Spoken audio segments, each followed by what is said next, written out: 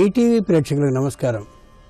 Triple X detergent soap శుభమస్తు కార్యక్రమంలో ఈ వారం గ్రహఫలం అంశానికి స్వాగతం. సెప్టెంబర్ 11వ తేదీ నుండి సెప్టెంబర్ 17వ తేదీ వరకు మేషాది ద్వాదశ రాశుల వారికి ఉండే శుభ అశుభ ఫలితాలని, అవసరమైన సందర్భాల్లో ప్రత్యామ్నాయ మార్గాల్ని తెలుసుకుంటారు. ఇక ద్వాదశ రాశుల వారికి ప్రతికూల గ్రహాలు ఏమిటో, ఆ ప్రతికూల గ్రహాలు అనుకూలించాలంటే మన ప్రవర్తనలో ఏ విధమైనటువంటి మార్పు ఉండాలో ఆ విశేషాలని, దానాలు ఏ విధంగా చేయాలి, ఎన్ని విధాలుగా చేయాలి ఆ విశేషాలతో పాటు నిత్య జీవితంలో అనుసరించవలసిన వాస్తు విశేషాలని గ్రహబలం శీర్షికలోనూ తెలుసుకుందాం. ముందుగా నేటి పంచాంగం. స్వస్తి శ్రీచాంద్రమాన దుర్ముఖినామ సంవత్సరం, దక్షిణాయనం, వర్ష ఋతువు, భాద్రపద మాసం, శుద్ధపక్షం. ఇక ఈ వారంలో ముఖ్యమైన రోజుల్ని చూస్తే 12వ తేదీ పరివర్తన ఏకాదశి, 13వ తేదీ వామన జయంతి, 15వ తేదీ అనంత పద్మనాభ వ్రతం, 16వ తేదీ ఉమామహేశ్వర వ్రతం, 17వ తేదీ మహాలయ ప్రారంభం, విశ్వకర్మ జయంతి. ఈరోజు ఆదివారం. అక్షయ్యం పరమం శివం, ఏమాత్రపు తరుగుదల లేకుండా చేయగలిగినటువంటి వాడు సూర్యుడు. అంచేత ప్రత్యక్ష భగవానుడైనటువంటి సూర్యుడిని నా శరీరంలో ఆరోగ్యపు తరుగుదల లేకుండా, ఆయుష్యానికి తరుగుదల లేకుండా, బుద్ధిలో ఏ విధమైన క్షీణత కలుగకుండా ఉండేలా చేయవలసిందని నమస్కరిస్తూ ప్రార్థించినట్లయితే ఆ సూర్యుడు సంపూర్ణంగా అక్షయ శక్తిని ఇస్తాడు. అలాంటి సూర్యుడు ఈటీవీ ప్రేక్షకులైన మీ అందరికీ సంపూర్ణమైన అక్షయ శక్తిని ప్రసాదించాలని ప్రార్థిద్దాం.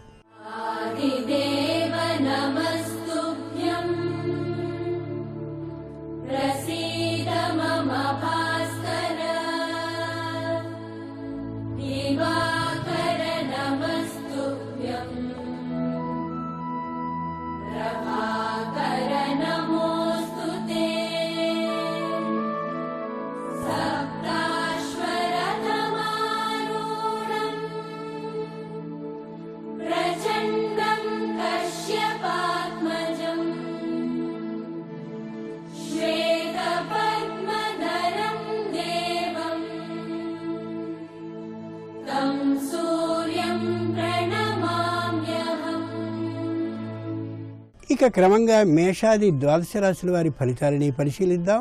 ముందుగా మేషరాశి. ఇక ఈ వారం మేషరాశి వారి ఫలితాలని పరిశీలించి చూస్తే గురువు షష్ఠంలో ఉన్నాడు, శని అష్టమంలో ఉన్నాడు, రాహుకేతువులు పంచమ, ఏకాదశ స్థానాల్లో ఉన్నారు.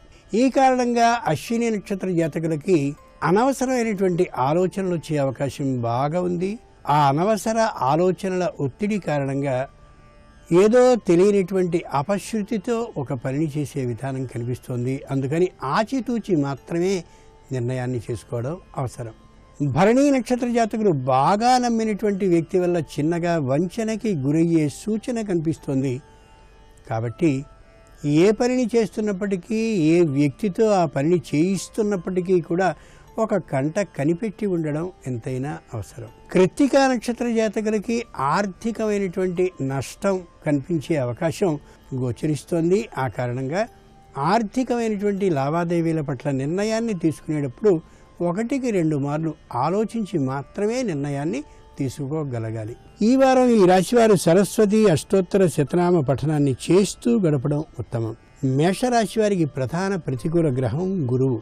గురుగ్రహ అనుకూలత కోసం సరైన పోషణ లేనిటువంటి కుటుంబాన్ని గమనించి యథాశక్తి వారికి సహాయం చేయడం ఉత్తమం.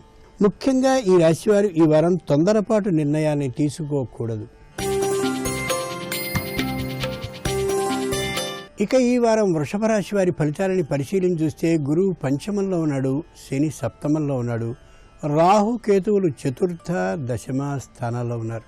ఈ కారణంగా కృత్తికా నక్షత్ర జాతకులకి వ్యాపారంలో లాభం లేకపోయినప్పటికీ నష్టం మాత్రం రాదు. తాత్కాలికమైన కొద్ది లాభం మాత్రమే లభిస్తుందనే యథార్థాన్ని గమనించుకోగలగాలి. రోహిణీ నక్షత్ర జాతకులు తాము వెళ్ళినటువంటి పరీక్షలో విజయాన్ని తాత్కాలికంగా సాధారణంగా సాధిస్తారు, కానీ విశేష లాభాన్ని మాత్రం పొందలేకపోతారు. పై చదువులకు వెళ్ళేటటువంటి అవకాశానికి గురి కాకపోవచ్చు. విజయం మాత్రం లభిస్తుంది. పరీక్షలో ఉత్తీర్ణులు మాత్రం కాగలుగుతారు. మృగశిర నక్షత్ర జాతకులు తాము వ్యాపారంలో పెట్టినటువంటి పెట్టుబడి నష్టపోరు, కానీ పెట్టినటువంటి పెట్టుబడి ఎందుకోసమో ఆ ప్రయోజనం మాత్రం నెరవేరే అవకాశం తక్కువగా ఉంది. ఈ వారం ఈ రాశివారు దుర్గా అష్టోత్తర శతనామ పఠనాన్ని చేస్తూ గడపడం ఉత్తమం. వృషభ రాశి వారికి ప్రధాన ప్రతికూల గ్రహం గురువు. గురు గ్రహ అనుకూలత కోసం తమని ఇతరులు ప్రశంసిస్తుంటే ఆ మాటల్ని వినకపోవడం ఉత్తమం. తమని తాము ప్రశంసించుకోవడం కూడా సరికాదు. ముఖ్యంగా ఈ రాశివారు ఈ వారం ఎవరిని ఎంతలో ఉంచాలో, ఎవరితో తాము ఎంతలో ఉండాలో గ్రహించుకుని అలా మెలగడం అవసరం. ఇక ఈ వారం మిథున రాశి వారి ఫలితాలని పరిశీలించి చూస్తే గురువు చతుర్థంలో ఉన్నాడు, శని షష్ఠంలో ఉన్నాడు, రాహుకేతువులు తృతీయ నవమ స్థానాల్లో ఉన్నారు. ఈ కారణంగా మృగశిర నక్షత్ర జాతకులకి కుటుంబ సభ్యుల్లో ఎవరికో వివాహం కుదురుతుంది, కానీ కుదిరినటువంటి వివాహం తాము అనుకున్నది కాకపోవచ్చు. మానసికంగా దిగులు పడవలసిన అవసరం మాత్రం లేదు. ఆర్ద్ర నక్షత్ర జాతకులకి ఉద్యోగం లభిస్తుంది, కానీ తాము అనుకున్నటువంటి ఉద్యోగం తాము చదువుకున్నటువంటి చదువుకి సంబంధించింది కాకపోతుంది. అంత మాత్రం చేత బాధపడవలసిన అవసరం ఏమాత్రమూ లేదు. పునర్వసు నక్షత్ర జాతకులకి ఆకస్మికమైనటువంటి ప్రయాణం లభిస్తుంది. ఆ ప్రయాణం చాలా దూరంగా చేయవలసి వస్తుంది. అయితే వెళ్ళినటువంటి ప్రయాణం సఫలం కాకపోవచ్చు, ప్రయోజనం దానివల్ల నెరవేరకపోవచ్చు. ఈ వారం ఈ రాశివారు లక్ష్మీ అష్టోత్తర శతనామ పఠనాన్ని చేస్తూ కాలాన్ని గడపడం ఉత్తమం. మిథున రాశి వారికి ప్రధాన ప్రతికూల గ్రహం కేతువు. కేతుగ్రహ అనుకూలత కోసం తెరచాటున తాముంటూ ఒకరికి కీడుని తలపెట్టకపోవడం అవసరం. ముఖ్యంగా ఈ రాశివారు ఈ వారం అంతా మన మంచికే అని అనుకుంటూ మానసికంగా స్థైర్యంతో ధైర్యంతో గడపాలి. ఇక ఈ వారం కర్కాటక రాశి వారి ఫలితాలను పరిశీలించిస్తే గురువు తృతీయంలో ఉన్నాడు, శని పంచమంలో ఉన్నాడు, రాహు కేతువులు ద్వితీయ అష్టమ స్థానాల్లో ఉన్నారు. ఈ కారణంగా పునర్వసు నక్షత్ర జాతకులకు కొత్తదైనటువంటి ఆలోచన వస్తుంది. ఉద్యోగంలో ఇంత శ్రమ పడుతున్నప్పటికీ కూడా ఏ విధమైన గుర్తింపు లేకుండా ఎందుకు ఇలా ఉండిపోతున్నామా అనే చిత్రమైనటువంటి ఆలోచన వస్తుంది. ఆ ఆలోచనని వీలైనంత తొందరగా తొలగించుకోవడం శ్రేయస్కరం. పుష్యమి నక్షత్ర జాతకులకి అన్ని విధాలైనటువంటి అవకాశాలు ఉన్నప్పటికీ కూడా ఆర్థికంగాను అలాగే పలుకుబడి పరంగాను అన్నీ ఉన్నప్పటికీ కూడా ఏం చేయలేనటువంటి నిస్సహాయ స్థితిలో ఎందుకున్నామా అని అనిపిస్తూ ఉంటుంది. ఏ విధంగానూ దిగులు పడద్దు. ఆశ్లేష నక్షత్ర జాతకులకి కుటుంబ సభ్యులకి మిత్రులకి శ్రేయోభిలాషులకి సహాయపడడంతోనే జీవితం సరిపోతుందనే కొత్తదైనటువంటి ఊహ ఒకటి వస్తుంది. మిమ్మల్ని ఆశ్రయించుకుని అంతమంది బాగుపడుతున్నారన్నప్పుడు ఆనందించాలే తప్ప దుఃఖపడడం సరికాదని గ్రహించగలగాలి. ఈ వారం ఈ రాశివారు నవగ్రహ స్తోత్ర పఠనాన్ని చేస్తూ కాలాన్ని గడపడం ఉత్తమం. కర్కాటక రాశి వారికి ప్రధాన ప్రతికూల గ్రహాలు రాహువు కేతువు. రాహుగ్రహ అనుకూలత కోసం ఇతరుల ధనాన్ని ఏమాత్రమూ ఆశించకుండా ఉండాలి. కేతుగ్రహ అనుకూలత కోసం దైవద్రవ్యాన్ని అపహరించకండి. ముఖ్యంగా ఈ రాశివారు ఈ వారం ఈ కష్టాలు తాత్కాలికమే అనే మనోధైర్యంతో ఉండాలి. ఇక ఈ వారం సింహరాశి వారి ఫలితాలని పరిశీలించి చూస్తే గురువు ద్వితీయంలో ఉన్నాడు, శని చతుర్థంలో ఉన్నాడు, రాహుకేతువులు ప్రథమ సప్తమ స్థానాల్లో ఉన్నారు. ఈ కారణంగా మఖా నక్షత్ర జాతకులు తమ కుటుంబ సభ్యులందరినీ కూర్చోబెట్టి తొలిసారిగా డబ్బు విలువని, ధనాన్ని ఏ విధంగా ఖర్చు పెట్టుకోవాలో, ఖర్చు చేయకుండా ఉండే విధానాలు ఏమిటో, పొదుపుని పాటించేటటువంటి పద్ధతులు ఏమిటో బోధిస్తారు తొలిసారిగా కుటుంబ సభ్యులకి.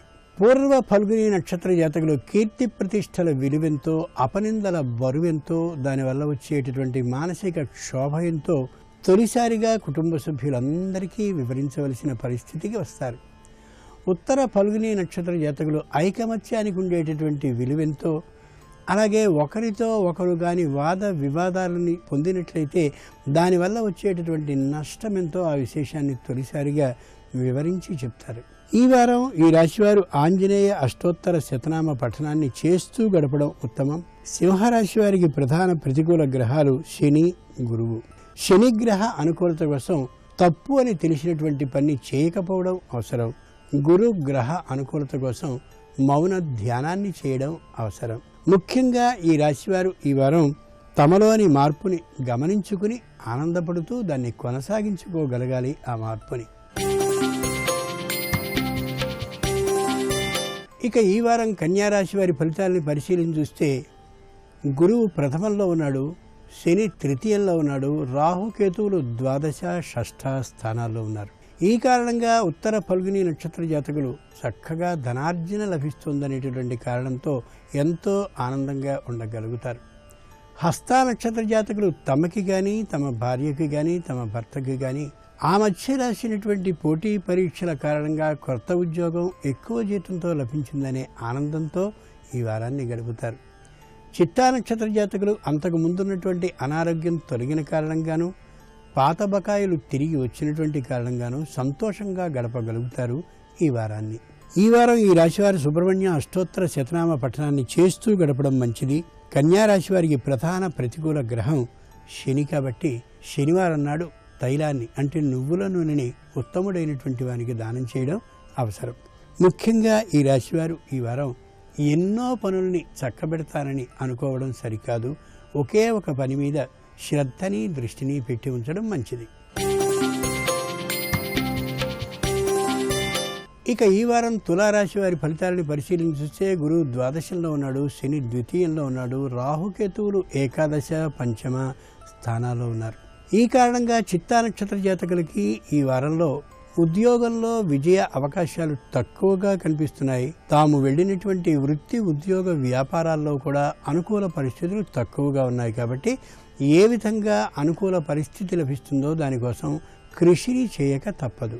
స్వాతి నక్షత్ర జాతకులకి ఈ వారం శుభకార్యాలకి సంబంధించినటువంటి ఆలోచనలు తక్కువగా కనిపిస్తున్నాయి కాబట్టి శుభకార్య నిర్వహణ కోసం ఏమేమి అవసరమవుతాయో వాటన్నిటినీ తీవ్ర కృషి చేసి మాత్రమే సాధించుకోగలగాలి. విశాఖ నక్షత్ర జాతకులకి న్యాయస్థానంలో విజయ అవకాశాలు తక్కువగా ఉన్నాయి కాబట్టి కొద్ది కృషిని బాగా చేసి సంపూర్ణమైన ఫలితం లభించడం కోసం ప్రయత్నించి తీరాలి. ఈ వారం ఈ రాశివారు ఆదిత్య హృదయ స్తోత్రాన్ని పఠిస్తూ గడపాలి. తులారాశి వారికి ప్రధాన ప్రతికూల గ్రహం శని. శని గ్రహ అనుకూలత కోసం అత్యాశ లేకుండా ఉండేలా ప్రవర్తించాలి. ముఖ్యంగా ఈ రాశివారు ఈ వారం గాలిలో మేడలు కట్టకుండా ఉన్నటువంటి స్థితిని గురించిన ఆలోచనని మాత్రమే చేసుకోగలగాలి.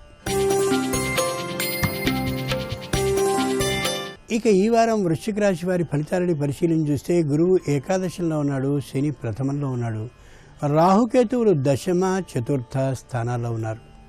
ఈ కారణంగా విశాఖ నక్షత్ర జాతకులకి తాత్కాలికమైనటువంటి సంతోషం లభిస్తుంది. ఆ సంతోషాన్ని మరింతగా చేసుకుంటూ ఆనందపడాలి తప్ప జరిగినటువంటి జీవితానికి సంబంధించిన విశేషాలను నెమరువేస్తూ వాటి గురించిన మనోవేదనని పొందనే కూడదు. అనురాధ నక్షత్ర జాతకులకి ధనానికి సంబంధించిన విలువ అలాగే రుణాలని ఎక్కడైతే చేశారో వారు ఒత్తిడి చేసేటటువంటి విధానాలు వాటి గురించిన ఊహలు కలిగి ధైర్యంతో ఉండగలుగుతారు. అంతేకాకుండా చేసినటువంటి తప్పుని చేయకూడదనే స్థిరమైన నిర్ణయానికి వస్తారు. అది జీవితంలో పెద్ద మలుపు. జ్యేష్ఠ నక్షత్ర జాతకులకి తమ ధైర్యం తమ ధర్మం రక్షించిందనే ఆనందంతో గడపగలుగుతారు. న్యాయస్థానంలోనూ అలాగే వృత్తి ఉద్యోగ వ్యాపార సంస్థలలోనూ రంగాల్లోనూ విజయం లభించే అవకాశం పుష్కలంగా ఉంది. ఈ వారం ఈ రాశివారు రాజరాజేశ్వరి అష్టోత్తర శతనామ పఠనాన్ని చేస్తూ గడపడం ఉత్తమం. వృశ్చిక రాశి వారికి ప్రధాన ప్రతికూల గ్రహం శని. శని గ్రహ అనుకూలత కోసం శత్రుత్వాన్ని కావాలని తెచ్చుకోవడం ఏమాత్రం సరికాదని గ్రహించుకోగలగాలి. ముఖ్యంగా ఈ రాశివారు ఈ వారం తాము ఒకప్పుడు అన్నటువంటి మాటకి కట్టుబడి ఉండాలి తప్ప జారిపోకూడదు. ఇక ఈ వారం ధనురాశి వారి ఫలితాలని పరిశీలించి చూస్తే గురువు దశమంలో ఉన్నాడు, శని ద్వాదశంలో ఉన్నాడు, రాహుకేతువులు నవమ తృతీయ స్థానాల్లో ఉన్నారు. ఈ కారణంగా మూలా నక్షత్ర జాతకులు కొత్తదైనటువంటి వాహనాన్ని కొనుక్కునే ఆలోచనకు వస్తారు, కొనుక్కుంటారు కూడా. చాలా అనుకూలంగా ఉంటుంది. రుణం లేకుండానే కొనుక్కోగలగడం అనేది మరింత ఆనందదాయకం అవుతుంది వారికి. పూర్వాషాఢ నక్షత్ర జాతకులకి భూమిని కానీ అలాగే ఇంటిని కానీ లేదా కొన్నటువంటి ఇంటికి మరమ్మతులు చేయించుకోవడం అనేటటువంటి పరిస్థితి కానీ కలిగి దానికోసం ప్రత్యేకంగా సొమ్ముని తేవలసిన అవసరం లేకుండా ఉన్న కారణంగా ఆనందం వారికి సొంతం అవుతుంది. ఉత్తరాషాఢ నక్షత్ర జాతకులకి పదవిలో ఉన్నతి లభించడం కానీ లేదా ధన ఆర్జనకి కొత్తదైనటువంటి మార్గం ధర్మబద్ధంగా కనిపించడం కానీ సాగి వారికి సంతోషం సొంతమవుతుంది. ఈ వారం ఈ రాశివారు లక్ష్మీ అష్టోత్తర శతనామ పఠనాన్ని చేస్తూ కాలాన్ని గడపడం ఉత్తమం. ధనురాశి వారికి ప్రధాన ప్రతికూల గ్రహం గురువు, అలాగే శని కూడా. గురు గ్రహ అనుకూలత కోసం గురు స్తోత్రాన్ని పఠించాలి. శని గ్రహ అనుకూలత కోసం తగాదాలకి దూరంగా ఉండాలి, రాకుండా చూసుకోగలగాలి. ముఖ్యంగా ఈ రాశివారు ఈ వారం వివాహానికి సంబంధించినటువంటి ప్రయత్నాల్ని వేగవంతం చేయాలి. ఇక ఈ వారం మకర రాశి వారి ఫలితాలని పరిశీలించి చూస్తే గురువు నవమంలో ఉన్నాడు, శని ఏకాదశంలో ఉన్నాడు, రాహు కేతువులు అష్టమ ద్వితీయ స్థానాల్లో ఉన్నారు. ఈ కారణంగా ఉత్తరాషాఢ నక్షత్ర జాతకులకి నూతన వ్యక్తులు పరిచయం అవుతారు. వారితో కొత్త కొత్త పలుకుబడి ఏర్పడే అవకాశం ఉంటుంది. వారందరూ కూడా సమర్థతని గుర్తించి తప్పక సహాయాన్ని చేయాలనేటటువంటి ఆలోచనకి సామూహికంగా కలిసి వస్తారు. సంతోషించదగినటువంటి అంశం. శ్రవణ నక్షత్ర జాతకులకి వ్యాపార ఉద్యోగ రంగాల్లో పదవి ఉన్నతి, అలాగే దాంతోపాటు జీతంలో కూడా పెంపుదల వచ్చినటువంటి కారణంగా సంతోషంగా అనిపిస్తూ ఉంటుంది. ఆనందదాయకంగా ఈ వారం గడుస్తుంది. ధనిష్ఠ నక్షత్ర జాతకులకి ఏ విధమైన శస్త్రచికిత్సకి అవకాశం లేదనేటటువంటి వార్తని వినగలిగే అవకాశం ఉంటుంది. దాంతోపాటు ఆరోగ్యం సుస్థిరంగా ఉన్నది అనేటటువంటి విశేషాన్ని విని ఇల్లంతా సంతోషంగా అనిపిస్తూ ఉంటుంది. ఈ వారం ఈ రాశివారు నవగ్రహ స్తోత్ర పఠనాన్ని చేస్తూ గడపడం ఉత్తమం. మకర రాశి వారికి ప్రధాన ప్రతికూల గ్రహం కేతువు. కేతుగ్రహ అనుకూలత కోసం కేతు జపాన్ని ఎక్కువ మార్లు చేయడం అవసరం. ముఖ్యంగా ఈ రాశివారు ఈ వారం 10 మందితో పరిచయాలని పెంచుకోవడం అవసరం. అలాగే పూర్వపు పరిచయాల్ని ఉద్ధరించుకోవడం, అంటే తిరిగి పరిచయాల్ని కొనసాగింపు చేసుకోవడం అవసరం. ఇక ఈ వారం కుంభరాశి వారి ఫలితాలని పరిశీలించి చూస్తే గురువు అష్టమంలో ఉన్నాడు, శని దశమంలో ఉన్నాడు, రాహుకేతువులు సప్తమ ప్రథమ స్థానాల్లో ఉన్నారు. ఈ కారణంగా ధనిష్ఠ నక్షత్ర జాతకులకి ఆడంబరం కోసం, అట్టహాసం కోసం ధనాన్ని అనవసరంగా వ్యయం చేయవలసిన అవసరం తప్పక ఏర్పడుతుంది. కాబట్టి ఆ విషయాన్ని గుర్తెరిగి వ్యయం విషయంలో కొంత నియంత్రణ చేసుకోవాలని ఊహతో ఉండండి. శతభిష నక్షత్ర జాతకులకి దూరపు ప్రయాణాలు కావాలని చేయవలసినటువంటి అవసరం ఏర్పడుతుంది. దాని ద్వారా శారీరక శ్రమ, ధన వ్యయం రెండూ కలిగే అవకాశం ఉంది. కాబట్టి ముందుకు ముందే ఒక ఆలోచనని చేసుకుని వీలైనంత వరకు దూరపు ప్రయాణాన్ని చేయకుండా ఉండేందుకు రంగాన్ని ఏర్పాటు చేసుకోండి. పూర్వభద్ర నక్షత్ర జాతకులకి అనవసరమైనటువంటి ఊహలని, ఆలోచనల్ని కలిగించేటటువంటి వారు ఎందరో పరిచయం అవుతారు. 1-2 మార్లు ఆ విధమైన ఆలోచనలు సక్రమమైనవేనా కాదా ఆలోచించుకుని మాత్రమే నిర్ణయానికి రండి తప్ప యథా ఆలాపంగా నిర్ణయాన్ని తీసుకోవడం సరికాదు. ఈ వారం ఈ రాశివారు లక్ష్మీ నృసింహ కరావలంబ స్తోత్రాన్ని పఠిస్తూ గడపడం ఉత్తమం. కుంభరాశి వారికి ప్రధాన ప్రతికూల గ్రహం గురువు. గురు గ్రహ అనుకూలత కోసం అధర్మం అని తెలిసినట్లయితే ఏ విధంగానూ ఆ అధర్మాన్ని ప్రోత్సహించకండి. ముఖ్యంగా ఈ రాశివారు ఈ వారం మొగమాటం లేకుండా నిర్ణయాన్ని నిర్భయంగా చెప్పాలి తప్ప నిర్ణయాన్ని వాయిదా వేయడం కానీ సాగదీయడం కానీ సరికాదు. ఇక ఈ వారం మీనరాశి వారి ఫలితాలని పరిశీలించి చూస్తే గురువు సప్తమంలో ఉన్నాడు, శని నవమంలో ఉన్నాడు, రాహుకేతువులు షష్ఠ ద్వాదశ స్థానాల్లో ఉన్నారు. ఈ కారణంగా పూర్వభద్ర నక్షత్ర జాతకులు తమ సంతానానికి సంబంధించిన ఆరోగ్య విషయంలో కొద్ది శ్రద్ధని వహించి తీరాలి. తమ ఆరోగ్యం విషయంలో కూడా శ్రద్ధని వహించి తీరాలి. ఉత్తరాభాద్ర నక్షత్ర జాతకులు ప్రయాణం విషయంలోనూ, అలాగే పూర్వం నుండే ఉండేటటువంటి అనారోగ్య విషయంలోనూ శ్రద్ధ పెట్టి తీరాలి. ఆహార నియమాన్ని పాటించి తీరాలి. విహారాన్ని తగ్గించుకోవడానికి ప్రయత్నించగలగాలి. శారీరక శ్రమని పొందనేకూడదు ఈ వారంలో. రేవతి నక్షత్ర జాతకులు బంధుమిత్రుల్ని తెగతింపులు చేసుకోకూడదు. బంధుమిత్రుల సహకారాన్ని, సహాయాన్ని ఎప్పుడూ ఆశిస్తూ ఉండాలి. అయితే నిజాన్ని నిర్భయంగా చెప్పగలగాలి, చెప్పుకోగలగాలి. ఈ వారం ఈ రాశివారు సుబ్రహ్మణ్య అష్టోత్తర శతనామ పఠనాన్ని చేస్తూ గడపడం ఉత్తమం.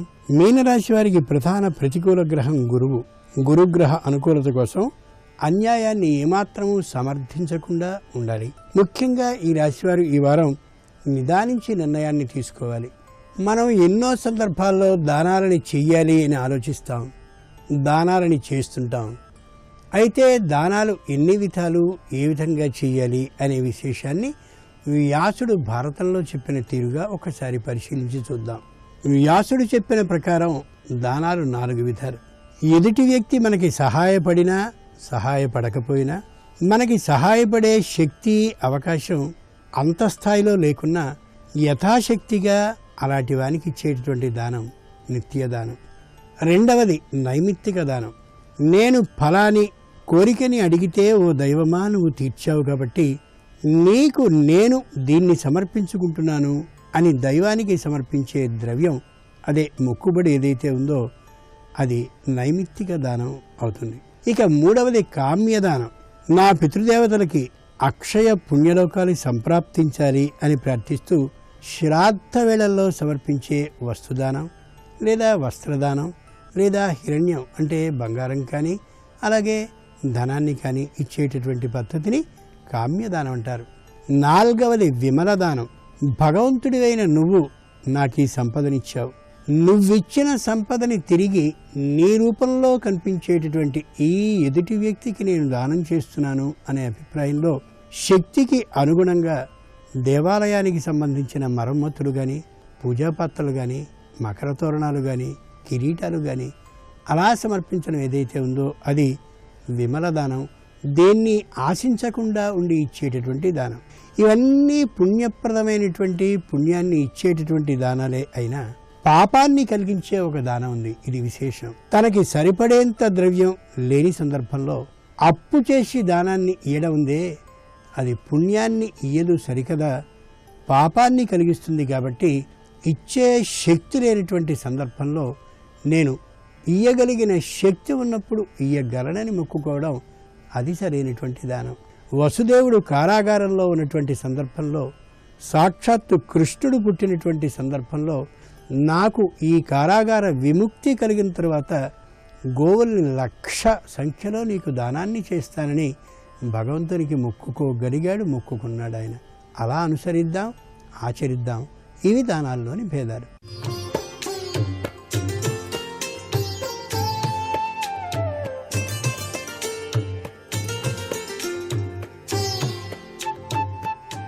XXX డిటర్జెంట్ సోప్ శుభమస్తు కార్యక్రమంలో గృహబలరీత్యా వినాయక వాస్తుకు స్వాగతం. వినాయక నవరాత్రులు ప్రారంభించి 7వ రోజు. ఈనాడు వికట గణేశుని ఆరాధన, దానివల్ల కలిగే సత్ఫలితాల గురించి తెలుసుకుంటున్నాం. వికట అనేటువంటి పదం రూపానికి, భవన నిర్మాణాల్లోనూ చాలా విశిష్టవంతమైన ప్రాముఖ్యతను సంతరించుకుంది. వికట గణపతిని కనుక ఆరాధన చేసి శంకుస్థాపన చేస్తే బ్రహ్మాండంగా, అందంగా మీ నూతన గృహం తయారై తీరుతుంది. ఆ స్వామిని శరణు శరణు అంటూ శరణు వేడాలి. స్వామి, నేను గృహాన్ని కట్టుకుంటున్నాను, నీ దివ్యవంతమైన అనుగ్రహ కరుణా కటాక్ష వీక్షణాలను ప్రసరించవలసింది అని చెప్పేసి వికట రూపంలో ఉన్నటువంటి గణపతిని ఆరాధన చేయటం సంప్రదాయం. గృహం అందంగాను, వాస్తుశాస్త్రరీత్యాను తయారు కావడానికి ఈ గణపతి చక్కగా సహకరిస్తాడు. ఈయనకే బడా గణపతి అనే పేరు కూడా ఉంది. ముఖద్వారం, అంతిమ ద్వారం మొదలైనటువంటివి నిర్ణయించడానికి స్వామివారు సహకరిస్తాడుట. ఈశాన్యంలో పూజాగృహం మొదలైనవి నిర్ణయించడానికి స్వామివారే సహకరిస్తాడు. ఆ ఇంట్లో పూజాగృహం యోగాన్ని పట్టించేది కూడా ఈయనే. అంతేగాని ఇల్లంతా బాగా కట్టి పూజాగృహం లేకపోతే అట్లా, ఆ పూజాగృహానికి కూడాను యోగాన్ని కలిగించేటువంటి శక్తి ఈ వికట గణపతి కలిగింపజేస్తాడని శాస్త్రం. దిశానిర్దేశాలు ఈ రూపానికి సంబంధం ఉంటుంది. వాస్తు శాస్త్రాన్ని అధ్యయనం చేసేవాళ్ళు కూడా గణపతి ఆరాధన తప్పనిసరిగా చేసి తీరుతారు. గణపతి ఉపాసనాపరులై ఉంటారు. ఆ గణపతి ఉపాసనలో దాగిన పరమార్థం అంత గొప్పది. అందుకనే చాలామంది తెల్ల జిల్లేడు వేరుతో చేసినటువంటి గణపతి విగ్రహాన్ని పూజామందిరంలో ఉంచి పూజ చేసేటువంటి సాంప్రదాయం కూడా ఉంది. అది వాస్తు దోషాల్ని నియంత్రించేటువంటి అద్భుత తత్వం కలిగినటువంటి రూపం. వికట గణపతి దిశానిర్దేశానికి చక్కటి యోగాన్ని కలిగిస్తాడు కాబట్టి ఈ రూపంలాగే దక్షిణ, పడమర, ఉత్తర, తూర్పు కేంద్ర స్థానాలను పృథ్వీతత్వ దిశగా భావిస్తారు. మన ఇల్లు ఏ విధంగా కడితే ఎలా బాగుంటుందో అనేటువంటి ఆ యొక్క ఆలోచన పరంపరను ప్రసాదించేటువంటి వాడు వికట గణపతి అని చెప్పేసి మనం భావించాలి. మీరు గణపతి ఆలయానికి వెళ్ళినప్పుడు ఆ ఆలయంలో స్వామి దగ్గర 8 గరిక పోచలు, 1 రావి ఆకు కలిపి గనక సమర్పించినట్లయితే మీకు గృహం కట్టేటప్పుడు సంభవించేటువంటి ఆటంకాలన్నీ కూడాను పటాపంచలైపోతాయండి. గణపతి హోమం నిర్వహించిన తర్వాత ఆ హోమం చుట్టూతా కూడాను ప్రదక్షిణం చేసి ఆ హోమం అయిపోయిన తర్వాత పూర్ణాహుతి జరిగిన తర్వాత వచ్చేటువంటి అద్భుతవంతమైనటువంటి ఆ యొక్క పదార్థం మీరు నుదుట తిలకంగా ధారణ చేయాలి. ఆ నుదుట తిలకంగా ధారణ చేసి మీ ఇంటి దగ్గరికి వచ్చి వికట గణపతిని ధ్యానం చేసి మీ కార్యక్రమాన్ని గనక నిర్వహించినట్లయితే నిర్విఘ్నంగా గృహ నిర్మాణ పనులు చకచక త్వరితంగా నిర్మించడానికి ఆస్కారం అత్యధికంగా ఉంటుంది సుమా. అంతేకాకుండా మీరు గృహం కట్టేటప్పుడు మాత్రం ఎటువంటి పరిస్థితుల్లోనూ చాలా సుదూర ప్రాంతాలకి వెళ్ళే ప్రయాణాలు చేయవద్దు. అంటే మీ ఊరి నుంచి సుదూర ప్రాంతాలు వెళ్ళేటువంటి ప్రయాణాలు చేయకండి. అలా చేసేటప్పుడు తప్పనిసరిగా గణేశ ఆలయానికి వెళ్ళి ఆయనకి చెప్పుకొని వెళ్ళాలి. లేకపోయినట్లయితే కించిత్తు రకరకాలైన బాధల్ని మీరు అనుభవించాల్సి వస్తుంది. ఇది శాస్త్రంలో దాగిన నిగూఢ రహస్యం. ఇవన్నీ కూడాను భారతీయ సనాతన సంస్కృతిలో గణేశ వికాసంలో దాగినటువంటి అద్భుతవంతమైనటువంటి వాస్తుకు సంబంధించిన విశేషాంశాలు. నిజంగా ఆ వికట గణపతి యొక్క అనుగ్రహం వల్లనే ప్రతి ఒక్కరూ కూడాను అందమైనటువంటి గృహాల్ని కట్టడం జరుగుతుంది. అద్భుతవంతమైనటువంటి కళా విన్యాసంతో కనిపించేటువంటి గృహాలు కట్టారు అంటే ఆయన వాస్తు బ్రహ్మగా కూడా అనుగ్రహిస్తున్నాడు అని చెప్పడంలో ఏమాత్రం సందేహం లేదు. శంకుస్థాపనం దగ్గర నుంచి ప్రతి ఒక్క చిన్ని విషయంలో కూడాను గణపతిని తలవకుండా ఏ పని కూడాను చేయము. అంత గొప్ప విశేషం ఈ గణేశ ఆరాధనలో దాగిన పరమార్థం.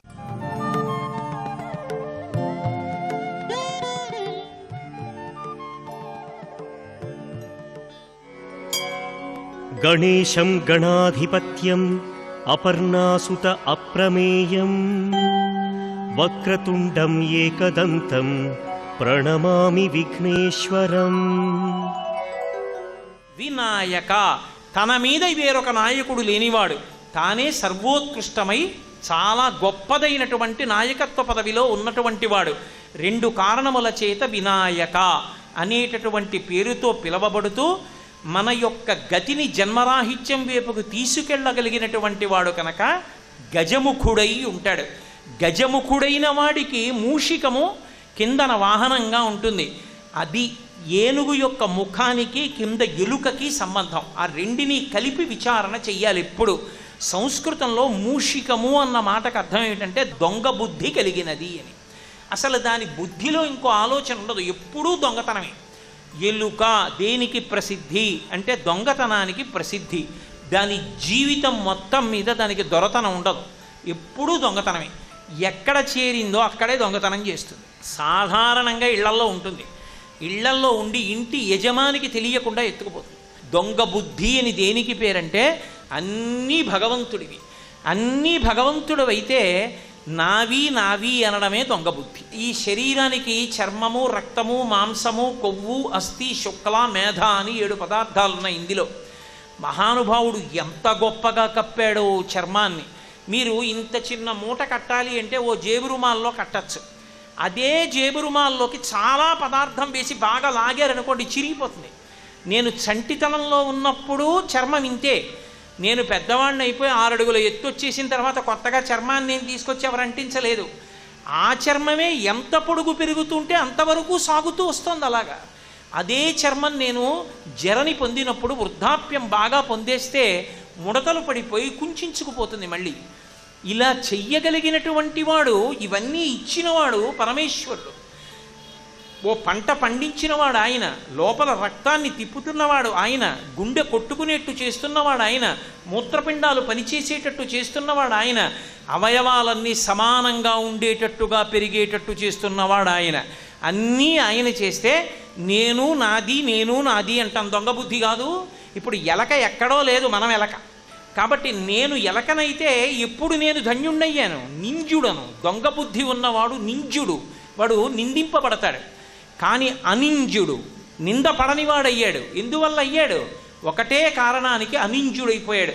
ఏమిటా కారణం? ఎంత దొంగ బుద్ధితో ఉండేవాడో ఇప్పుడు అంత ప్రేమైక మూర్తిగా మారిపోయాడు. అంత ప్రేమతో బతుకుతున్నాడు అందరి పట్ల. పూర్వం తను దాచుకునేవాడు దొంగతనంతో. ఇప్పుడు అంటున్నాడు, ఇది మనందరిదీనయా, పరమేశ్వరుడిచ్చింది, తినండని ప్రసాద రూపంలో పంచిపెట్టేస్తున్నాడు. పంచిపెడుతూ అందరిలో భగవంతుణ్ణి చూస్తున్నాడు. అందుకే ఆయనకి శత్రువు అన్న మాట లేదు అసలు. ఆయనకి అందరూ మిత్రులే. ఒకవేళ ఆయనకి కిట్టని పని ఎవడైనా చేస్తే అమాయకత్వంతో చేసిన వాడే తప్ప కావాలని చేసినవాడు కాదు. అది పరిణతి. ఆ పరిణతిని పొందేశాడు. కాబట్టి అనింజుడు ఇప్పుడు అంతటా భగవత్తత్వాన్ని చూస్తున్నాడు. తుల్యనిందా స్తుతిర్మౌని సంతుష్టో ఏనకేనచిత్ అనికేత స్థిరమతి భక్తిమాన్మే ప్రియో నరః. ఇప్పుడు ఆ ఎలక ఎందుకంత పూజనీయమైంది? అది వహించింది, వాహనమైంది. విఘ్నేశ్వరుణ్ణి గుండెల్లో పెట్టుకుంది. ఆ లోపల పెట్టుకోవడాన్ని వహించి ఉన్నాడు అంటారు. అది వాహనమైంది. విఘ్నేశ్వరుణ్ణి ఎక్కించుకు తిరుగుతోంది. విఘ్నేశ్వరుడు దాని మీద ఎక్కలేదు, అది మోసింది. అంటే ఇంతకుముందు నేను దాచుకోవాలనుకున్నప్పుడు నిందింపబడిన వాణ్ణి, చిన్నవాణ్ణి 10 మందికి పెట్టడం వచ్చిన నాడు త్యాగేనైకే అమృతత్వమానసహు, త్యాగము చేత అమృతత్వాన్ని పొంది మేరు పర్వతం అంతా ఎదిగిపోయాడు. ఇప్పుడు అనింజుడయ్యాడు. నింద కలిగినటువంటి వాణ్ణి, నిందతో బతుకుతున్న వాణ్ణి అనింజుడిగా మార్చగలిగిన వాడెవరంటే గజముఖం ఉన్నవాడు. ఆ గజముఖం ఉన్నవాడి పాదములు పట్టుకుంటే గతిని నిర్ణయించి జన్మరాహిత్యం వైపుకి తీసుకెళ్ళి మూషికాన్ని అనింజుడిగా చేసి తనకి వాహనంగా చేసుకోగలడు. లేదా వాహనంగా నిలబడగలిగినటువంటి శక్తిని కటాక్షించగలడు. ఇది చెప్పడానికి కంఠాదు పరివారణం. కంఠము మీద ఏనుగు యొక్క ముఖమున్నవాడు కాదు. పొద్దున్నే నిద్ర లేచి ఒక్కసారి చూస్తే చాలు లక్ష్మీ కటాక్షం. ఏనుగు ముఖం లక్ష్మీస్థానం. అందుకని ఏనుగు ముఖం వంక చూస్తే చాలు లక్ష్మి లభిస్తుంది. కాబట్టి లక్ష్మీప్రదమైనటువంటి ముఖమున్నవాడు కాదు. అసలు లోకంలో అన్ని ముఖాలలోకి మంచి ముఖం ఏది అంటే సభ్యత, సంస్కారం ఉన్న ముఖము. ఏనుగు అదొక్కటే ఒక పని చేస్తుంది. మీరు చూడండి, నోటికి అడ్డంగా దానికి తొండ ఉంటుంది. తొండమే దానికి చెయ్యి. ఆ చేతిని అడ్డం పెట్టుకుంటుంది. అంటే ఎప్పుడు నోటికి అడ్డం పెట్టుకుంటుంది. అది ద్వైపం. అది లోపలికి పుచ్చుకోవాలంటే 2 అంచెల్లో పుచ్చుకుంటుంది. మనుష్యుడవా లోకంలో ఉత్కృష్టమైన ప్రాణి అని నిర్ణయం చెయ్యాలంటే ఎలా నిర్ణయం చేస్తారు అంటే వేదం నిర్వచనం చెప్పింది. 2 అంచెల మీద తినే ప్రాణులు ఏవున్నాయో అవన్నీ ఉత్కృష్ట ప్రాణులని గుర్తు. ఏనుగు, కోతి, మనుష్యుడు ఇవి ఒక్క ఉదుటున తినవు. కుక్కుందనుకోండి పరిగెత్తుకెళ్ళి నోటితో కరుచుకు తింటుంది. కోతి ఉందనుకోండి చేత్తో తీసి నోట్లో పెట్టుకుంటుంది, 2 అంచెల్లో తింటుంది. ఏనుగు ఉందనుకోండి తొండంతో పుచ్చుకుని నోట్లో పెట్టుకుంటుంది. మనుష్యుడు చేత్తో పుచ్చుకుని నోట్లో పెట్టుకుంటాడు. ద్వైపం అంటారు. ఏనుగు పుచ్చుకుంటే 2 అంచెల్లో పుచ్చుకుంటుంది. ఇచ్చేస్తే ఒక్క ఊపులో ఇచ్చేస్తుంది. అంటే తొండంతో తీసి ఇచ్చేస్తుంది తప్ప 2 అంచెలు ఉండవు. పుచ్చుకుంటే ఆలోచన, ఇచ్చే ముందు ఆలోచన ఉండదు, ఇచ్చేస్తుంది. అందుకని గజముఖము ఉత్కృష్టమైనటువంటి ముఖము కాదు. ఏనుగు ముఖం ఎందుకు గొప్ప ముఖమైందంటే ఏనుగు ముఖంలోనే చెవులు ఉంటాయి. ఆ చెవులు గజతాళం అంటారు. ఏనుగు చెవులు అంతలా ఊపుతుంది. ఆ ఊపడం కాదు, దానికి ఉన్న గొప్పతనం ఏమిటంటే ఒక్క విఘ్నేశ్వరుడు యొక్క చెవులకే ఆభరణాలు పెట్టరు.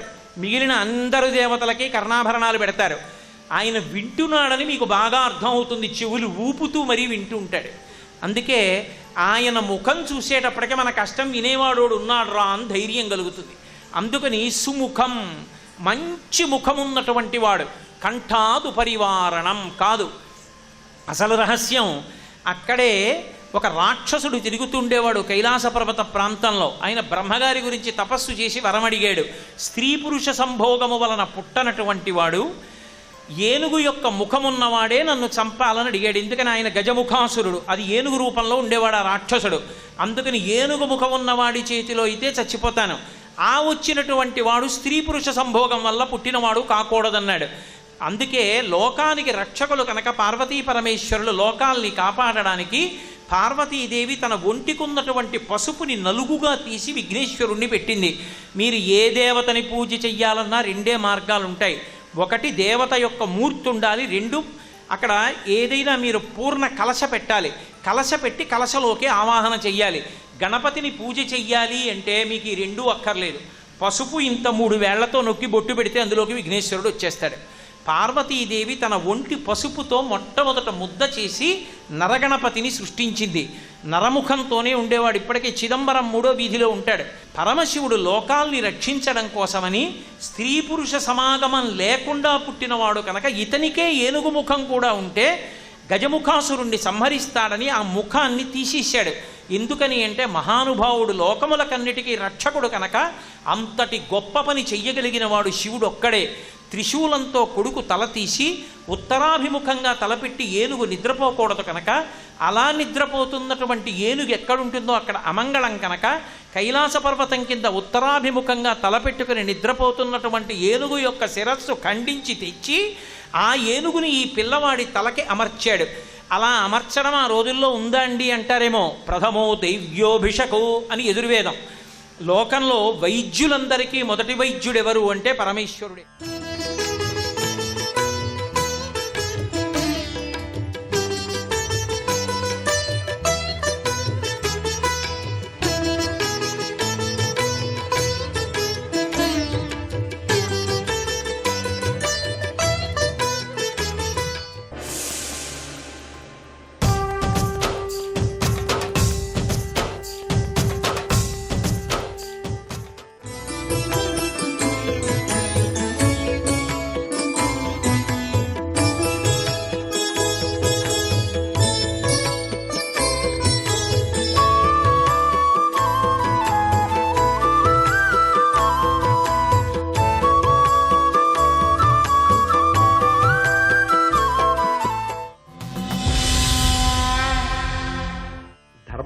పట్టుకున్న వాడికండి ఒక తిరుగులేని ధైర్యం ఉంటుంది. ఏమిటా ధైర్యం అంటే, నేను పట్టుకున్న ధర్మం నన్ను కాపాడదా, అది పెద్ద నమ్మకం. ఇది విదురుడు ధర్మరాజుతో చెప్పినటువంటి మాట. చెప్పి హాయిగా ధర్మరాజు గారి దగ్గర ఉన్నాడు. ఆ ఉన్నటువంటి బ్రాహ్మణులు, వాళ్ళు చేస్తున్న హోమాలు, వాళ్ళకి చేస్తున్న వడ్డనలు, వాళ్ళందరూ తిన్నాక మిగిలిపోయినటువంటి శేషాన్ని చక్కగా ప్రీతితో భక్తిగా ప్రసాదంగా స్వీకరించడం, ధర్మరాజు గారి యొక్క వైభవం, మంచి మాటలు, ఆయనకి ఏం కావాలి ఇంతకన్నా, సంతోషంగా గడిచిపోతాడు. కానీ అవతల ధృతరాష్ట్రుడికి నిద్రపట్టలేదు. విదురుడు లేకపోతే ఉండలేడు. అందుకని సంజయుడిని పిలిచాడు. పిలిచి సంజయుడితో అన్నాడు, ఆ విదురుడు ఉన్నాడే ఆయన నా కంటి చూపు.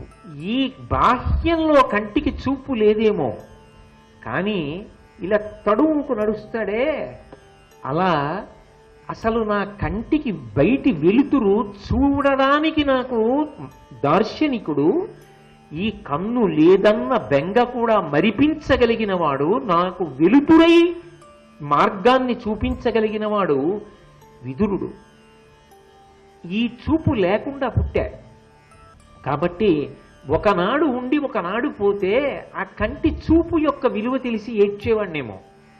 అసలు ఎప్పుడూ తెలియదుగా, ఏడవల. కానీ ఆ వెలుతురు యొక్క విలువ ఏమిటో ఇప్పుడు తెలుస్తోంది పోయాక. ఎంత పెద్ద మాట అండి. నిజంగా ధృతరాష్ట్రుడు ఎంత చెడ్డవాడైనా విదురుడి విషయంలో అన్న మాటగా మాత్రం ఆయన కాళ్ళకి నమస్కారం చేయవలసిందే. కాబట్టి నా కంటి చూపు, నా గుండె విదురుడు. కాళ్ళు చేతులు ఎంత బాగుంటే ఎవరికి కావాలండి? గుండె ఆగిపోతే అది కదూ ప్రధానం, అది బాగుండాలి. అసలు నా గుండె విదురుడు. ఇవాళ నా గుండె చప్పుడు లేదు, నా కంటికి చూపు లేదు. కాబట్టి ఆ విదురుడు రావాలి, వస్తే కానీ నా గుండె కొట్టుకోదు, నా కంటికి చూపు రాదు. కాబట్టి వెంటనే వెళ్ళు సంజయ అంటే దాని అర్థం ఏమిటి?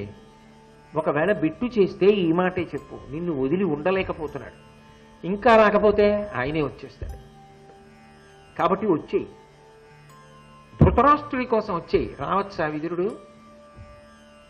ఇలా వెళ్ళి చెప్తే బెట్టు చేయొచ్చుగా. అనుభవించనివ్వండి, నా మాట ఆయన వింటాడా, ఆయన కొడుకు వింటాడా, ఎవడకు కావాలి, ఎందుకది నాకు అక్కర్లేదు, నేను రాను అని కూడా అనొచ్చుగా. ఇవి రెండూ చెప్పి వెళ్ళు విదురుడి దగ్గరికి అంటూ, నిమ్మిగలవా అని నా చిత్తము ఎరిగెడువా అని విదురు ధర్మప్రియు నా తమ్మునిట వేగ తోడ్కొని రమ్ము అరుగుము కామ్యకాఖ్య రమ్యాటవికి. అది ఆప్యాయంగా మాట్లాడుతున్నారనుకోండి, గుండె బరువెక్కి దీర్ఘమైన వాక్యాలు పడవు, చిన్న చిన్న మాటలు పడతాయి. వెళ్ళండి, రమ్మనండి, ఒక్కరోజు ఉండమనండి, ఎంత తాపత్రయపడుతున్నానో మీరు ఎలా అయినా చెప్పండి అంటాడు. కానీ అక్కడ పెద్ద పెద్ద సమాసాలు దీర్ఘవాక్య నిర్మాణాలు ఉండవు. ఆ ప్రేమ ఆర్తి పొంగిన చోట వాక్యం ముక్కలైపోతుంది, గుండె బద్దలైపోయినట్టు.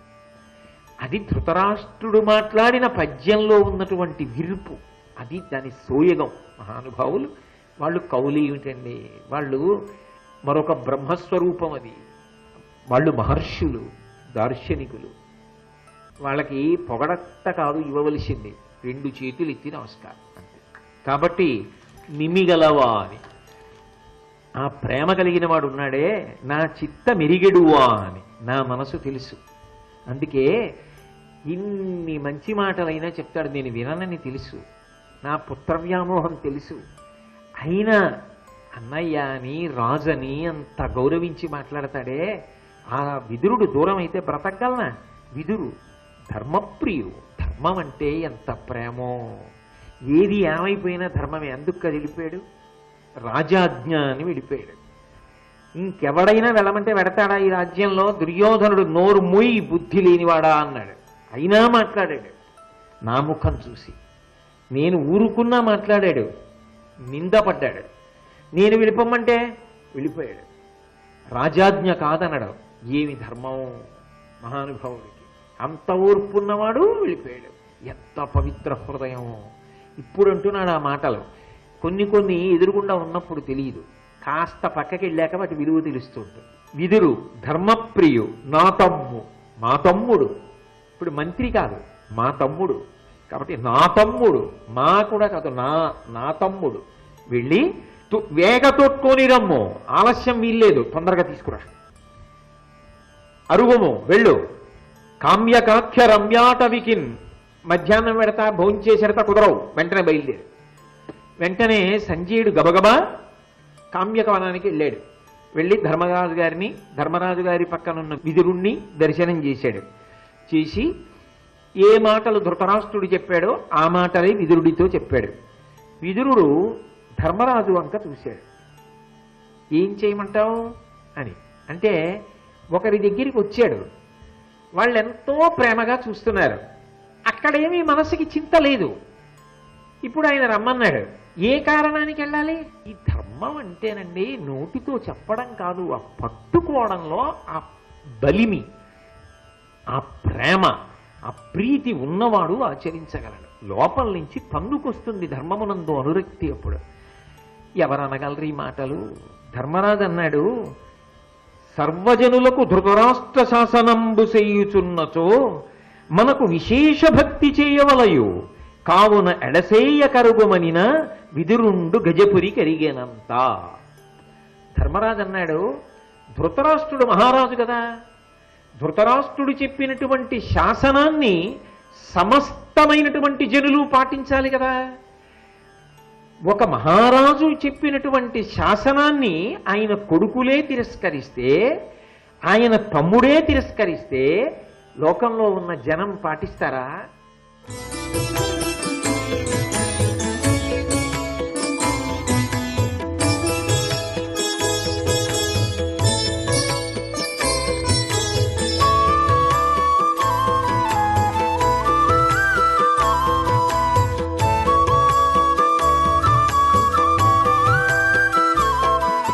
సర్వం శ్రీ ఉమామహేశ్వర పరబ్రహ్మార్పణమస్తు.